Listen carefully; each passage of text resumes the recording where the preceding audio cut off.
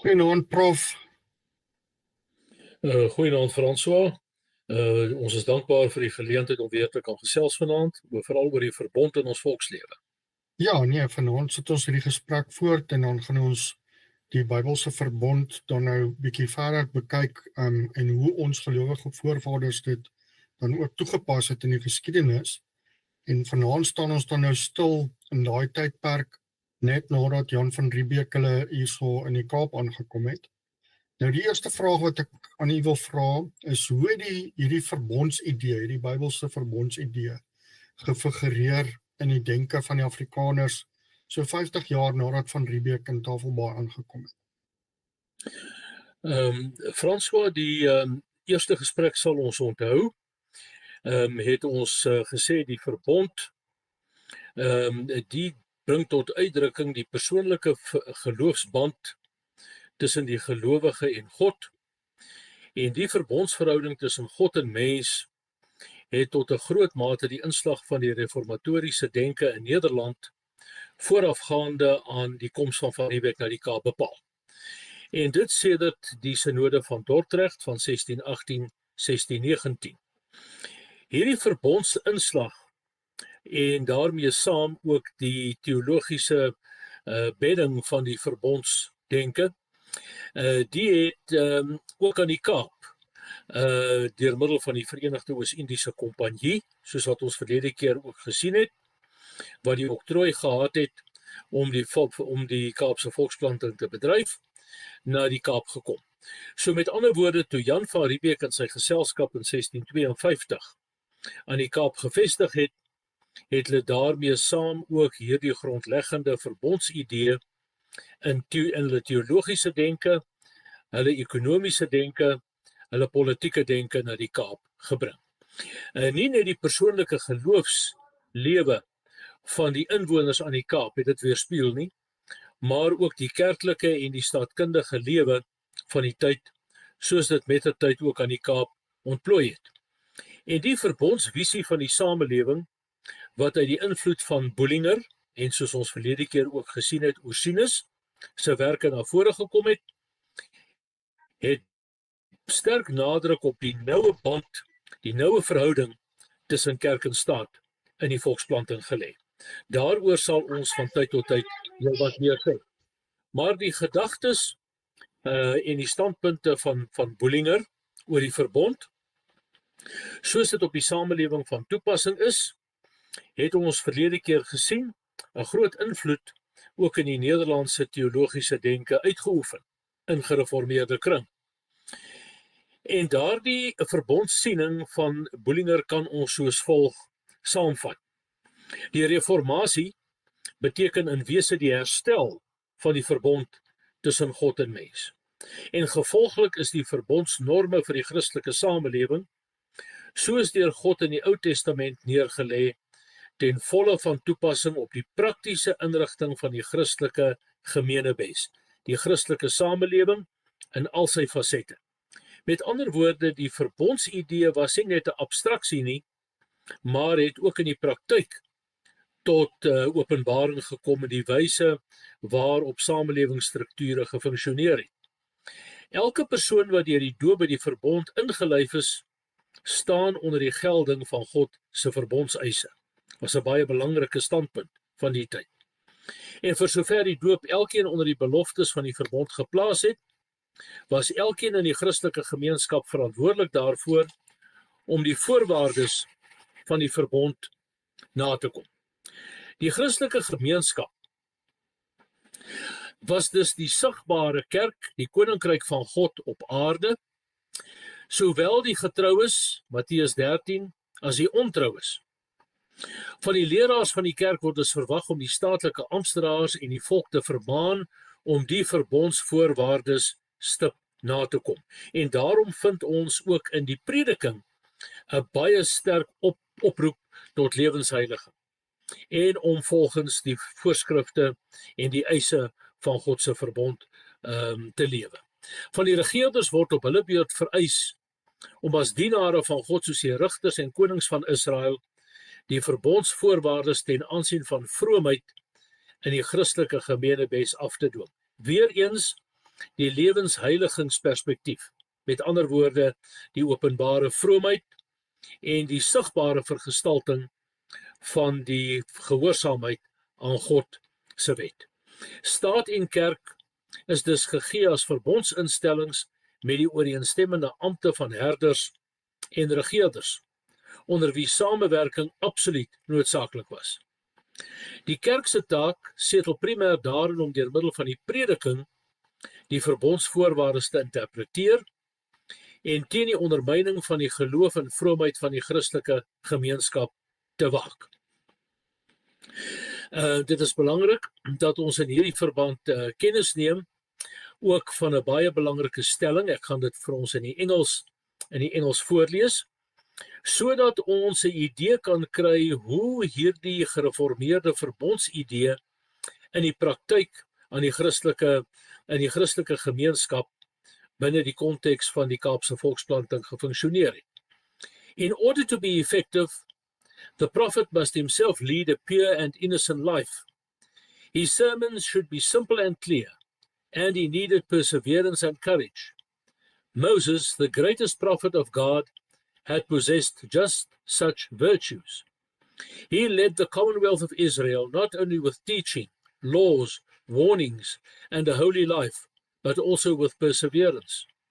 Again and again he brought God's people back to the chief points of the covenant. And the modern prophet must likewise persevere in God's work. Hierdie samevatting van Bullinger se verbondsiening vind ons net so vergestald ook binne die Kaapse volksplanting. Die owerheidsampte was dus ook dienare van God. En in die Christelike gemeenskap word 'n noue samewerking tussen owerheidsampte en kerklike ampte veronderstel. Die samewerking tussen staat en kerk in diens van God vorm die ruggraat van die Christelike gemeenskap. So nou is die verhouding tussen kerk en staat, tussen kerklike amptdraers en predikers en staatlike regerders, dat die Christelike gemeenebes nie in die eerste plek as kerk en staat onderskeibaar is nie, maar eerder as die volk van God wat in die Christelike gemeenskap op grond van die verbond saamgesnoer word. 'n baie hegte aaneenskakeling van staat en kerk. J. Wynne Baker beskryf die inslag van Bullinger se standpunt soos dit tot vergestalting gekom het, ook in die Nederlandse kolonies van die tyd soos volg. The church did not exist within society, it was society.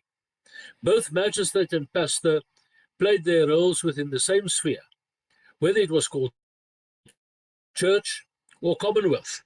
It was the Christian community. However, even though the spheres of church and civil society were not distinguishable, the offices of pastor and magistrate had a clear line of demarcation. A clear line of demarcation, just as in the Old Testament church. Dit beteken dus dat die leraar se taak geestelik van aard is. Die sleutelmag in gevolge Matteus 16 was die verkondiging van die evangelie, die uitleg van God se woord, insluitende die profetiese afwysing van dwalinge en booshede, en in al hierdie aangeleenthede was die owerheidsampte verplig om ag op die herders te slaan. Anderzijds verkondig en bedien die owerheidsampte nie die sakramente nie, en mag die herders nie die owerheidsgesag oorneem of regspreek nie.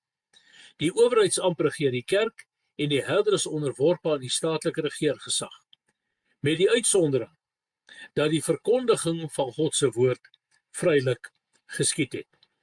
En François, hier vind ons 'n baie belangrike beginsel reeds in embrio, naamlik dat in kerklike sake die staat nie veronderstel is om in te dring tot die mate waar dit die kerk se take en funksies en roeping oorneem nie.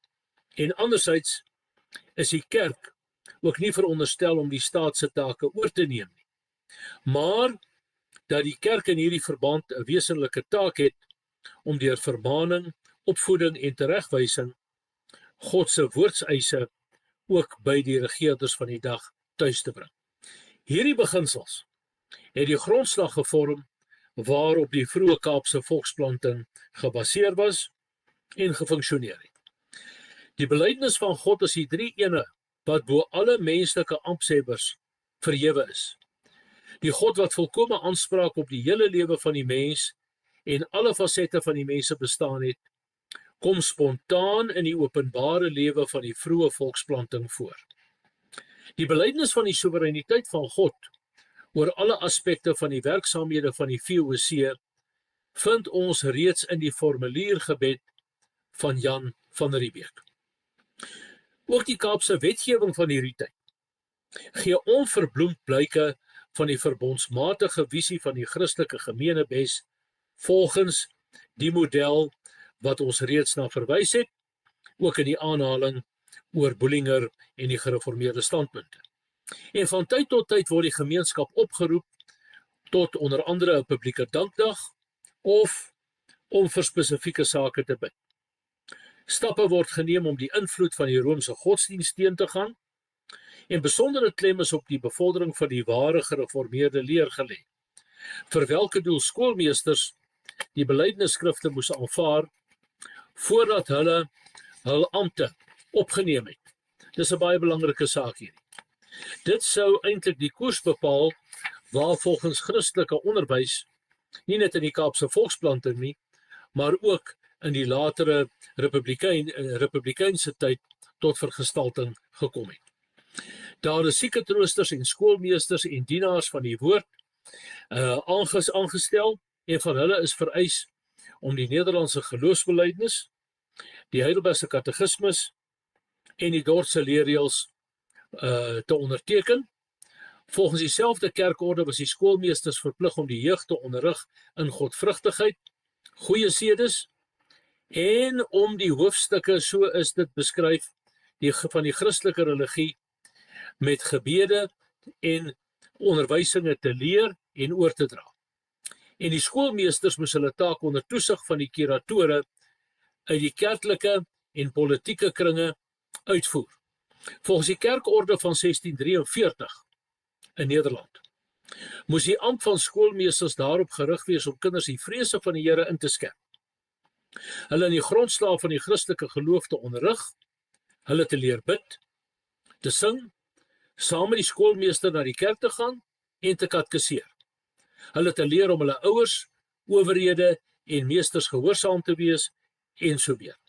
En die kinders moes ook die hoofstukke van die Christelike religie opsê en hulle moes halfjaarliks in die kerk byeenkom om deur die gedeputeerdes van die hoë owerheid en die kerkraad ondersoek te word, geëksamineer te word.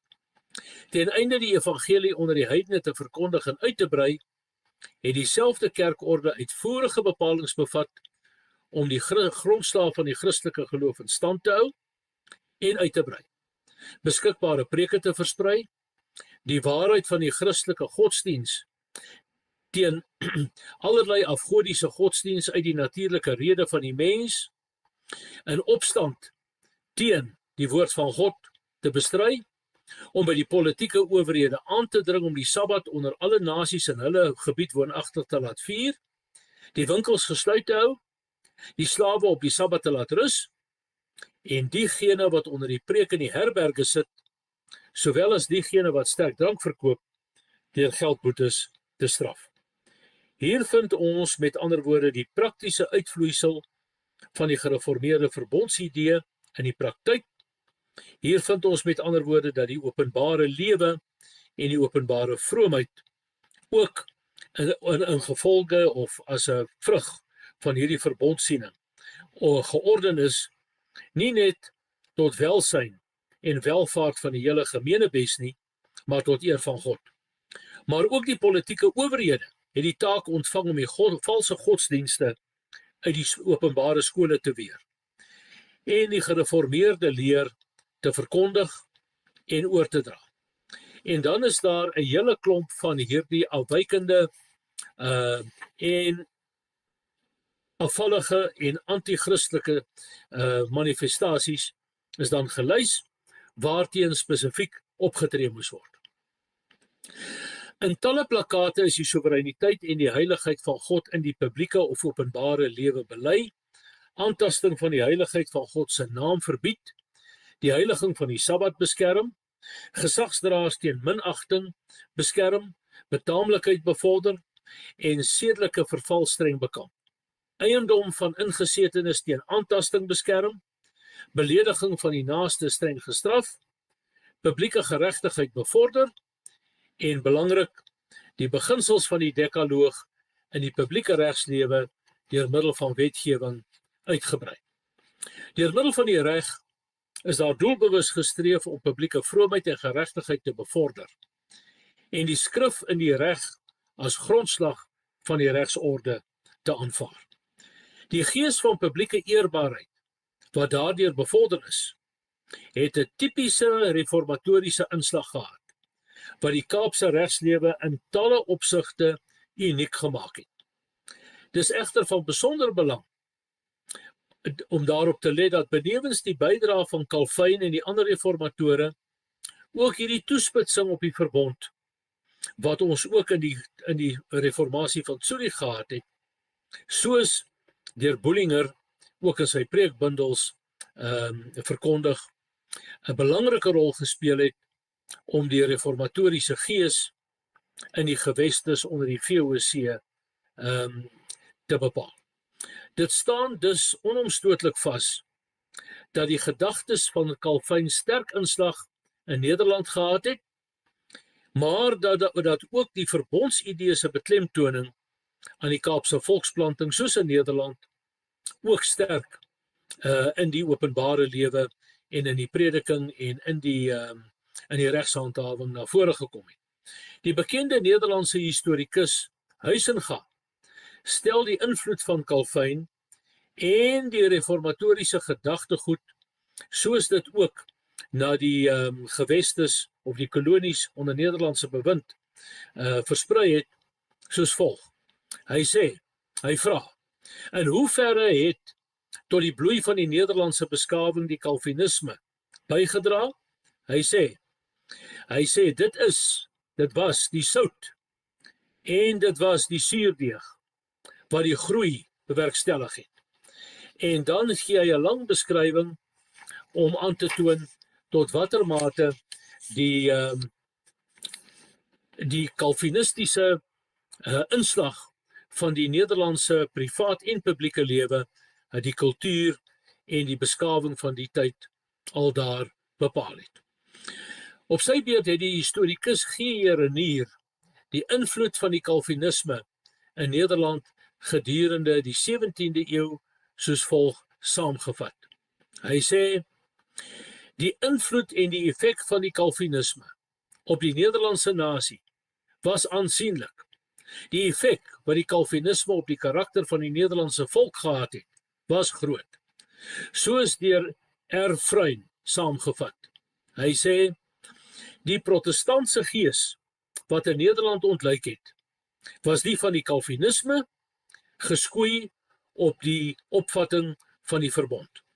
Die onmiddellike gevolg van hierdie reformatoriese gees, volgens G.D. Scholz, die bekende Suid-Afrikaanse historikus, het veral op godsdienstige gebied 'n groot ommekeer veroorsaak. Volgens hom het dit by die Nederlandse volk 'n diepe lewenserns gebring wat voorheen nie daar was nie, en dit vanweë twee groot beginsels van die Calvinisme, sê G.D. Scholz.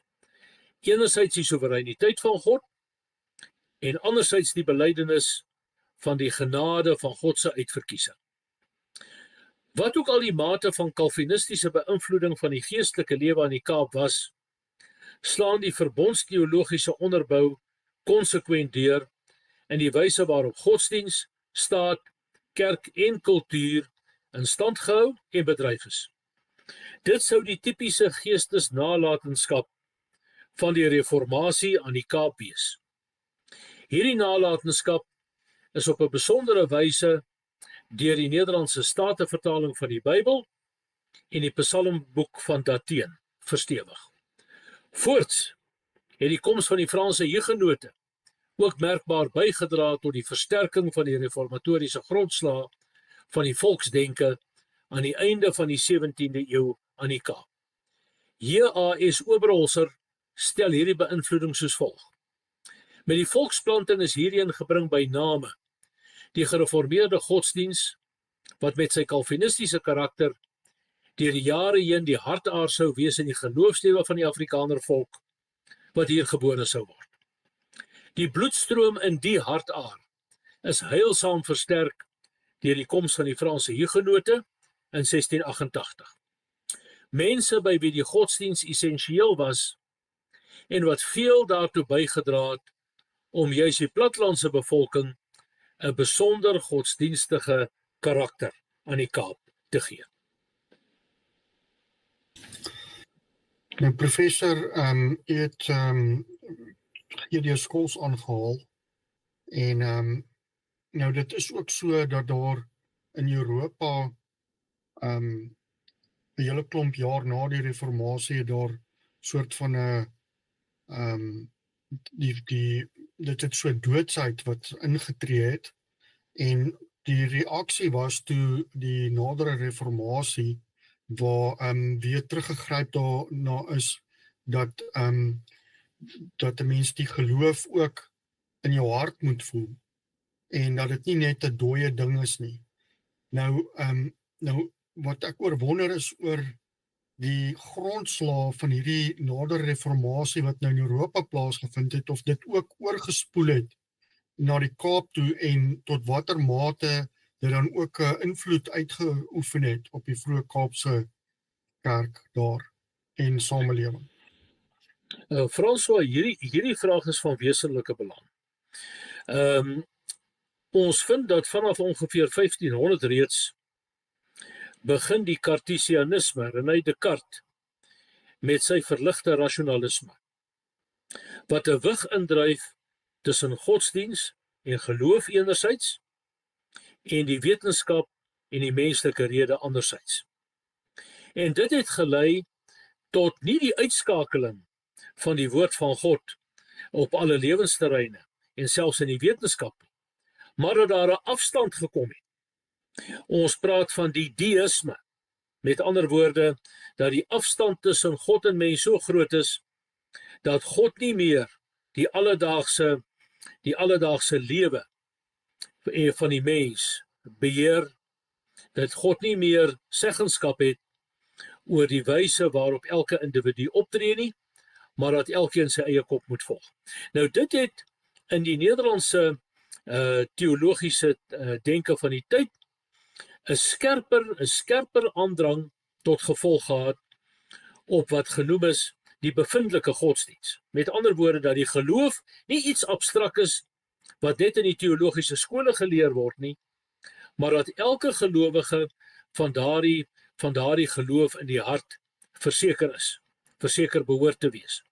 En dan die volgende stap natuurlik, dat daardie geloof, daardie bevindelike geloof ook in die mense handel en wandel tot openbaring moet kom, op alle terreine van die lewe.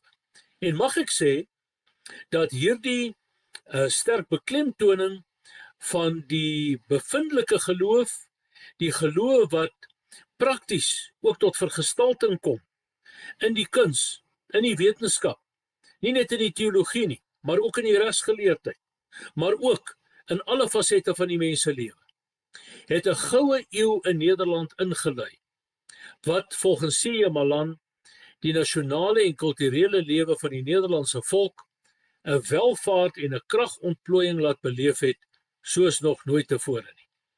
Ook op kerklike en teologiese gebied is hoogtepunte bereik wat die geskiedenis nooit weer sou ken nie. Die gereformeerde godsdiens is feitelik as godsdiens van die staat beskou en die gereformeerde kerk as die amptelike kerk van die staat erken, skryf Malan. Volgens hom was dit hierdie noue band tussen kerk en owerheid wat die eiestandigheid van die kerk aangetas en uiteindelik tot sekularisering van die kerk sou lei, onder die invloed van afvallige leraars wat al hoe meer onder die invloed van die Cartesianisme gekom het. Die gevolg van 'n vinnige en skerpe insinking van die kerklike godsdienstige lewe was volgens Malan in sommige kringe die gevolge hiervan. Na die synode van Dort, waar die suiwer gereformeerde belydenis teenoor die dwalinge van die remonstrante gehandhaaf is, soos ons ook verlede keer gesien het die verval van die kerk begin intree. En dronkenskap dobbelspele, ontug, losbandigheid van sedes, oordadige leksheid, lui predikante wat hulle weinig aan die geestelike welsyn van die volk gesteer het, droë intellektualistiese leerredes gehou het, was aan die orde van die dag. D. Nauta verklaar van die stagnasie wat teologies in sommige kringe in Nederland ingetree het. Hy sê, dit ontbreek aan die lewenskragtige teologie, wat in aansluiting by die manne van die reformatie progressief agteruit gegaan het, nie op hulle ag gestaan het nie, en uiteindelik in allerlei afwykende rigtings uiteengegaan het, omdat hulle van die oorspronklike reformatoriese bane wegbeweeg het. Die mense het bly vassteek in die filosofie van Aristoteles, en die teologie het gedreig om op te gaan in allerlei skoolse sisteme, waaruit die besielende krag van die reformatoriese geloof gewyk het. En hierdie tendens het homself ook voortgeplant in sommige van die kolonies van Nederland, by name ook aan die Kaap.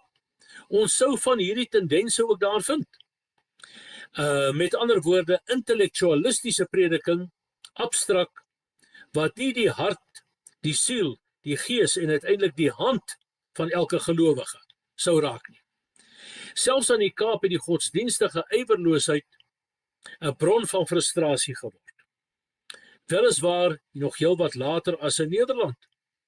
Byvoorbeeld in 1738 het die kerkraad van Kaapstad aan die klasses van Amsterdam geskryf. Hulle sê, dit sou 'n heilsame saak wees, dat daardeur uitgewerk word, dat daar niks anders as bekwame en godvrugtige leraars oorgestuur word hierheen nie, omdat daar by gebrek aan sodanige leraars, wat deur hulle gedrag en deur hulle optrede allerlei ergernisse veroorsaak. Om nie eens te praat van hulle standpunte nie. En in die jaar 1765 rapporteer die kerkraad van dieselfde gemeente, omtrent die gemeentes van Stellenbosch en Waveren, dat die openbare godsdienst daarin meer en meer opgewek word, maar omtrent Swartland laat die leraar, omtrent die groot ywerloosheid van die godsdienst, terwyl oor Kaapstad self berig word, dat wat die wesenlike van die godsdienst aangaan, het dit uit die harte van sommiges gewyk, en het daar 'n louheid, sorgeloosheid en onagsaamheid in die plek getree. En dit was teen hierdie agtergrond waar die bodem vir die opkoms van 'n nadere oftewel verdere reformatie van die lewe voorberei is. En mag ek sê, aan die Kaapse volksplanting het dit gemanifesteer in die onderskeid tussen die twee lewensvorme wat ons daar aangetref het. Aan die een kant die stedelinge, meerendeels die ryk burgery, die ryk amptenary, wat ook as mode van die tyd die verligte leesstof uit Nederland benut het en in allerhande voorleesvergaderings saamgekom het vir al die dames. En dan aan die ander kant was daar die plattelandse boerebevolking, hulle wat op die land gewerk het en hulle wat juis deur hierdie nadere reformatie literatuur hulle self ook godsdienstig moes behelp. In talle gevalle was hulle honderde myl van die kerk en het in hulle lewenskringe, hulle gesinskringe en in hulle persoonlike lewe juis die reformatoriese literatuur met die sterk bevindelike, maar ook praktiese godsdiens uitoefening baie sterk na vore gekom. Ons vind dus dat die klem op die praktyk van godsaligheid, op die heiliging van die lewe, op die persoonlike verkeer met God, juis in hierdie, kom ons sê maar boerekringe, baie sterk tot openbaring gekom het. Die gevolg was 'n beklemtoning van die heiliging van die lewe in die huisgesin, staat en samelewing. Kortom, die bewuste wyding van die hele lewe aan God. En niks van hierdie onderskeid tussen rasionaliteit en geloof nie. Niks van hierdie onderskeid tussen wetenskap en belydenis nie. Maar dat die belydenis en die geloofsoortuiging een is. En ons sou dit ook anders kon stel. Die nadere reformatie wou nie kontra-reformatories of nieuw-kalvinisties wees nie, maar om juis die grondslag van die reformatie tot in die praktyk te laat deurdring. Ek dink dit is belangrik dat ons in hierdie verband kyk na 'n beskrywing van W.J. van het Spyker, wat 'n beskrywing van die inslag van die nadere reformatie veral in die plattelandse boerebevolkings gee. Hy sê, die nadere reformatie is die beweging binne die gereformeerde kerk wat om teen die algemeen uitbreidende wantoestande en misvattings gekeer het. Sowel as die verdieping en die verbreding van die deurwerking van die 16de eeuse hervorming beoog het, wat met profetiese besieling aangedring het op en geywer het vir die innerlike deurlewing van die gereformeerde leer en die persoonlike lewensheiliging, sowel as die radikale en totale heiliging van alle terreine van die lewe. Met ander woorde, dat hierdie ontwikkeling wat in Nederland posgevat het, inslag gekry het, ook met die verloop van tyd na die Kaap oorgespoel het, en juis ook onder die plattelandse burgers verder versprei het. Die begrip nadere reformatie, François, moet ons dalk net iets oor sê. Dit stam uit die literatuur van die beweging self.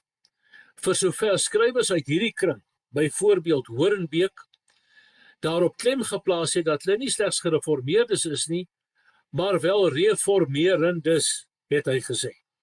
Beklemtoon dit. Hy sê, die gelowige gereformeerdes is nie slegs gereformeerdes nie, maar hulle is reformerendes. En die gedagte van Ecclesia Reformata semper reformanda stam byvoorbeeld uit die kring van diegene wat in Utrecht 'n deurlopende reformatie nagestreef het. En mag ek hier 'n paar name noem wat ons gerus weer kan opneem en lees, om juis daardie insig te kry van hoe diep hierdie skrywers die hele idee van reformatie gevoer en bevorder het. Telink, Koolman, van Lodenstein, Witsius het hier in die voortou geneem. Terwyl verskillende klassisse en synodes in Nederland 'n ernstige appel gedoen het dat in die hele kerklike, politieke en maatskaplike lewe die eise van God se woord moes geld. Ons moet daarop wys dat die nadere reformatie deel van 'n veel breër beweging gevorm het, wat breedweg as die Europese pietisme bekend staan. Die Engelse pietisme staan gewoonlik as die puritanisme bekend, terwyl die Duitse beweging as die pietisme in eintlike sin beskryf word. Die Nederlandse stam staan dan onder die benaming nadere reformatie bekend. En al drie hierdie vertakkinge binne 'n reformatoriese kring het 'n gemeenskaplike uitgangspunt, alhoewel hulle ook onderling van mekaar verskil.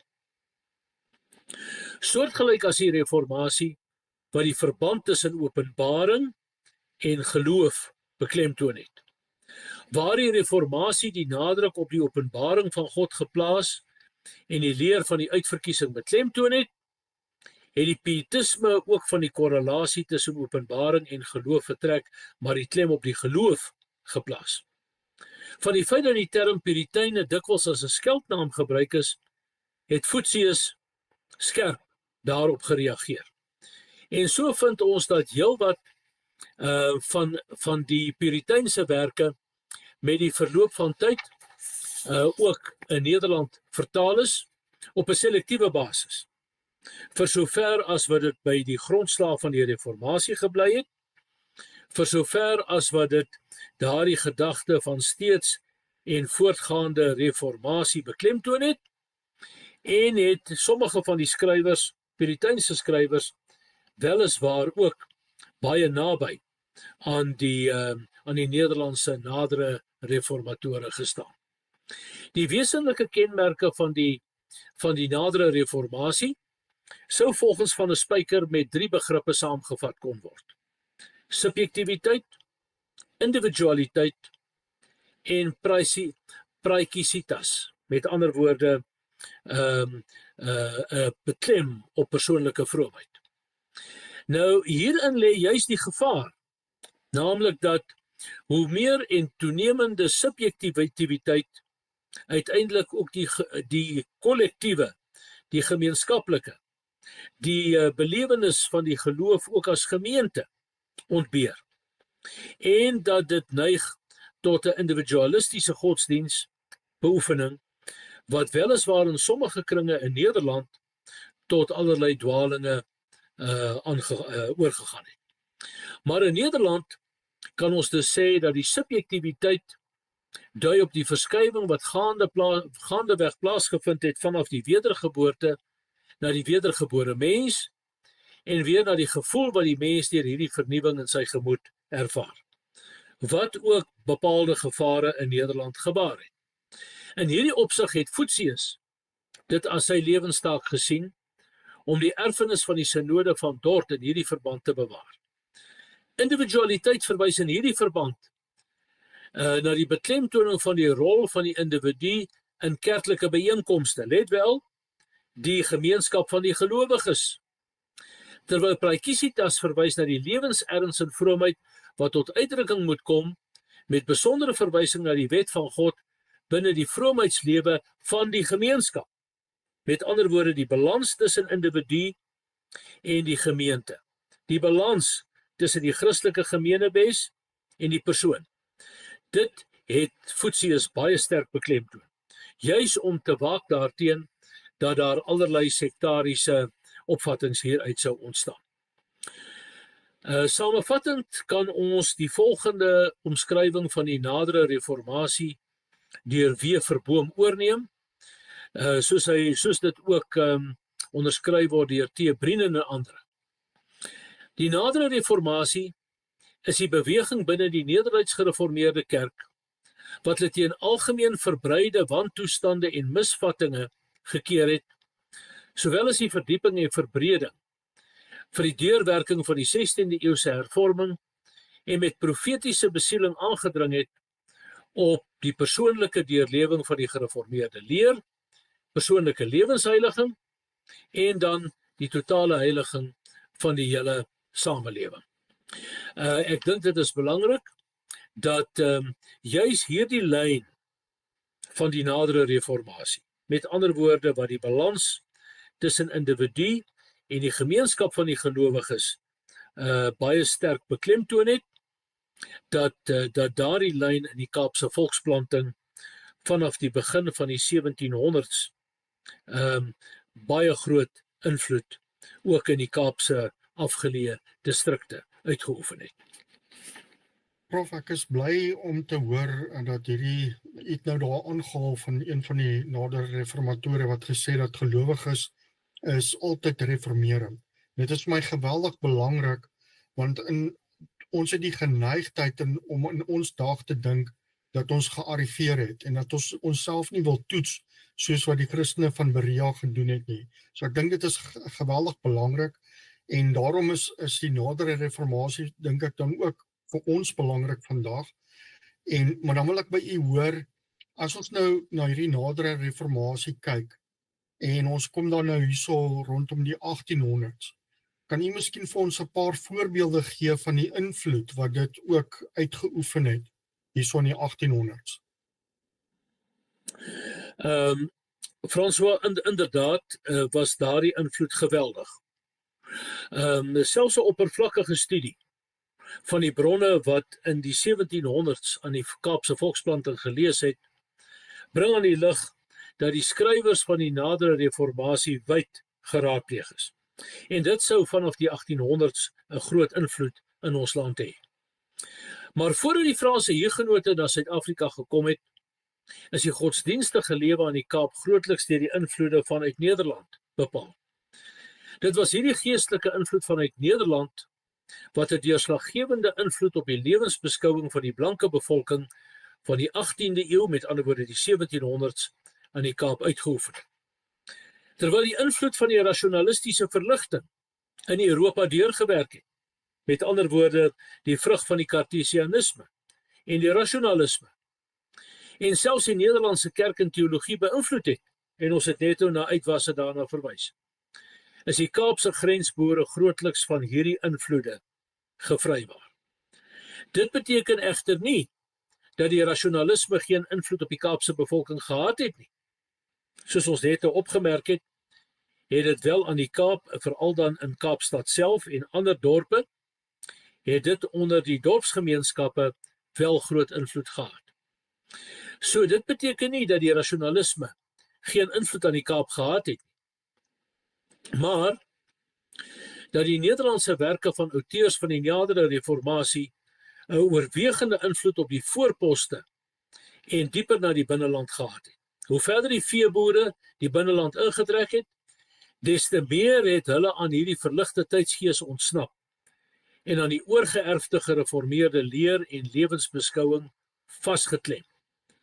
Vanweë die gebrekkige kommunikasie met Europa, die afwesigheid van die drukpers, biblioteke en boekgeleerdheid, geografiese verspreiding en afgesonderdheid van die boere in die binneland en die afwesigheid van 'n sterk immigrasiestroom vanuit die buiteland, kon nuwe denkbeelde nie maklik ingang vind aan die Kaap nie, behalwe in die onmiddellike omgewing van Kaapstad en dan ook eers taamlik laat in die 1700s. Die belangrikste teologiese bron waaroor hierdie voorposkoloniste beskik het, was die Nederlandse Statenbybel met sy verklarende aantekening. Aangevul met die leesstof van hoofsaaklik teologiese aard, afkomstig uit die dampkring van die nadere reformatie. Daardie gedagte wat jy net nou beklemtoon het, naamlik semper reformanda. Van hierdie leesstof het onder andere R.F. Immelman en W. van Zyl belangrike opnames gemaak en met 'n verstommende aantal werke van outeurs in die dampkring van die nadere reformatie wat nog in die land te vind is, na al die tyd na vore gekom. Van Zyl kom vervolgens tot die gevolgtrekking dat in die voorposgemeentes waar die preek en oordenkingsbundels uit hierdie tyd gelees is, die invloed van die nadere reformatie sterker was in Kaapstad as in Kaapstad en die omstreke daarvan. En dit was hierdie werke wat as draers van die aksente van die nadere reformatie van die 17de en die 18de eeu die kerklidmate se kerklike, gesins en persoonlike lewe beïnvloed het. Dit was hierdie werke wat grootliks die reformatoriese inslag van die Kaapse blanke bevolking bewaar het. Ten spyte van predikante wat al hoe meer die invloed van die verligting vertoon het en hulle amptswerk opgeneem het asof dit 'n sekulêre betrekking is en hulle aan die ewels van politieke preke skuldig gemaak het. Van Zyl stel dit soos volg: alhoewel die oude skrywers, sê hy, in minder of verbeterde mate van die reformatoriese model weggeskuif het hulle beklemtonings, het hulle gedrukte boodskap ten spyte van die praktiese omstandighede van destyds tot die gereformeerde lidmate gespreek. Dit blyk dus dat die nederduits gereformeerde preek en oordenkingsbundels meer as die prediking en pastorale besoeke bygedra het tot die omleining en singewing aan die gereformeerde belydenis in die lewe van die lidmate van die Kaapse Kerk. Die inslag van hierdie literatuur was deurgangs die van 'n beklemtoning van die verbondsteologie. Deur die klem op die persoonlike en direkte gemeenskap met God te lê, het die verbondsteologie van die Nederlandse gereformeerdes die oorwegende klem in die teologiese beskouings van die voorpos grensboere geniet. En sodoende die verbondsteologiese inslag in die loop van die 18de eeu bestendig en versterk. Die gevolge daarvan was mettertyd duidelik waarneembaar. Wat deur Spoelstra soos volg beskryf word. Hy sê: binne 'n eeu na die Hollandse volksplanting was hier 'n Afrikaanse volk in wording. Kenmerkende Nederlandse eienskappe het verlore gegaan en nuwe eienskappe het ontwikkel. Die vermenging van Hollanders, Franse en Duitsers het nie net 'n biologiese nie, maar ook 'n geestelike verandering teweeggebring. Die sin vir vryheid en individualisme in persoonlike, politieke en kerklike sake is beklemtoon. Die gemeenskaplike kalvinistiese inslag van Fransman en Hollander het aan die wordende volk sy streng opvattings op godsdienstige en sedelike gebied besorg. Dit was waarneembaar in die doodgewone dinge soos die afkeer van dans, drink, kaartspel, weddenskappe en so meer. Die erns waarmee die gereformeerde leer bewaar is, blyk uit die streng optrede teen diegene wat in stryd daarmee gehandel het. Die Morawiese sendeling George Schmidt is byvoorbeeld in 1742 aangekla omdat hy sonder kerklike magtiging 'n paar hottentotte gedoop het. 'n Krankbesoeker wat in 1745 die kerk gekritiseer en een afgesonder priesterdom bepleit het, is aan die Kaap geweier om aan land te kom. In 1751 is heftig teen die optrede van dominee H.H. van der Veen geprotesteer, omdat hy volgehou het dat 'n ware Christen van die tyd en uur van sy wedergeboorte verseker moet wees. Wat in God se woord, soos gesê, niet gevonden word en alleen op het zeggen van de mensen word aangenomen. En in 1769 word die onderwyser en de Beer van Stellenbosch die land uitgestuur, omdat hy die goddelikheid van die Heilige Skrif aangetas en dele van die Bybel verwerp het. Die koudheid en onverskilligheid teenoor die gereformeerde leer in die 18de eeu het daartoe aanleiding gegee dat diegene wat nie tevrede was met die kil en rasionalistiese prediking van die tyd, nie vrede kon maak met hierdie kil en rasionalistiese prediking van die tyd. In Europa, meer bepaald in Nederland, het die pietisme in reaksie hierop opgekom. Ook die Kaapse volksplanting het vroeg in die 18de eeu met die pietisme kontak gemaak. Veral deur die werksaamhede van die krankbesoekers uit pietistiese kringe in Nederland, naamlik Louis van Dijk en Willem Rasa, asook dominee H.H. van der Veen self. Hierdie persone het groot opskuddings veroorsaak deur die samekomste wat hulle gehou het en wat hulle self daar in die privaat huise van burgers gekultiveer het. Die verlange na dieper geestelike voedsel, as wat sommige kansels in hierdie tyd aan die Kaap kon bied, spreek uit die korrespondensie van Susanna de Vries, die dogter van die voorleser van Drakenstein, Hermanus Bosman, aan dominee Theodorus van der Groef van Kralingen, 'n sterk voorstander van die nadere reformatie. Van die doodsheid in die kerk en die prediking en die geestelike doodsheid waarmee mense voor die aangesig van God verskyn, skryf hy of skryf sy, dis reël op reël, gebod op gebod, werke wat op sigself goed is, maar sonder gees en lewe, en dat die lidmate honger en dors na die ware sielevoedsel. Aan haar korrespondent noem sy dat die Here in hierdie woeste geweste ook nog sy kerk begin opbou, want daar is verskeie persone, jonk en oud, wat al vir 5 of 6 jaar oortuig en werksaam geword het op ongehoorde en ongewone wyse, naamlik in hierdie woeste landstreek, naamlik dat hulle self van hierdie verligte prediking van sommige van die predikante gedistansieer het en hulle self begin versorg het uit die woord. Met ander woorde, dat die plattelandse gees van die nadere reformatie uiteindelik ook oorgespoel het na dele van die stedelike of dorpsgemeenskappe as gevolg van die verligte prediking van die predikante daar, en dat dit tot opskuddings in van daardie gemeentes gelei het. En dat daaruit in talle opsigte ook stryd voortgevloei het. Later van tyd weet ons byvoorbeeld dat dominee Reed, die verligte predikant van Koelsberg, en sy aandrang op die sing van die gesange, juis ook so opskudding toe in Koelsberg, so laat as in die vroeë 1830s tot gevolg gehad het. Die feit dat die tweede helfte van die 18de eeu in Nederland tot gevolg gehad het dat die Nederlandse staatskerk die gereformeerde belydenis al hoe meer losgelaat en 'n koue verstandelike rigting opgegaan het en slegs 'n klein groepie gereformeerde teoloë aan die ou gereformeerde opvattings vasgehou het, het ook in die Kaap sy implikasies gehad. Die werke van die sogenaamde ou skrywers, soos Komrie, Abrakel, Witsius, Hellenbroek, Smuitegeld, Groenewegen en Bosteus is deur die streng gereformeerde pioniersbevolking aan die Kaapse voorposte gelees. Terwyl die Kaapse burgery al meer onder die invloed van die vrysinnige en liberale rigtings van die tyd gekom het. Ons moet daarop wys, François, dat die stelling dat die sogenaamde ou skrywers van pietistiese rigting was, baie versigtig benader moet word. Tereg wys J.A.S. Oberholzer daarop dat die stelling dat die innige vroomheid wat as 'n goue draad in die lewe van ons volk deur die jare heen aangewys word, as 'n teken van die pietisme van die ou skrywers beskou moet word, nie korrek is nie.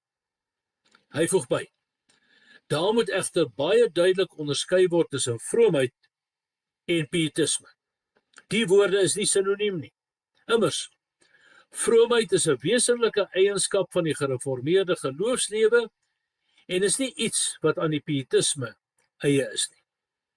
Trouwens, die pietisme wil dat die bekering op 'n bepaalde wyse sal geskied, naamlik deur 'n geweldige stryd, wat in die Duitse literatuur van die tyd genoem is 'n boeskampf.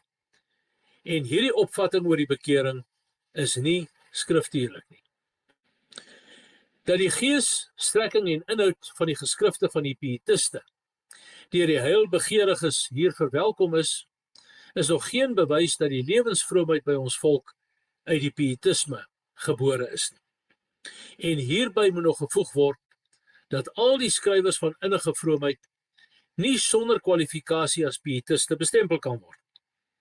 Wilhelmus Abrakel byvoorbeeld het self baie sterk teen die pietisme gewaarsku. Die liberale rigting het mettertyd al hoe meer aansluiting by die rasionalistiese tendense van die Europese wetenskapsideale van die tyd probeer soek.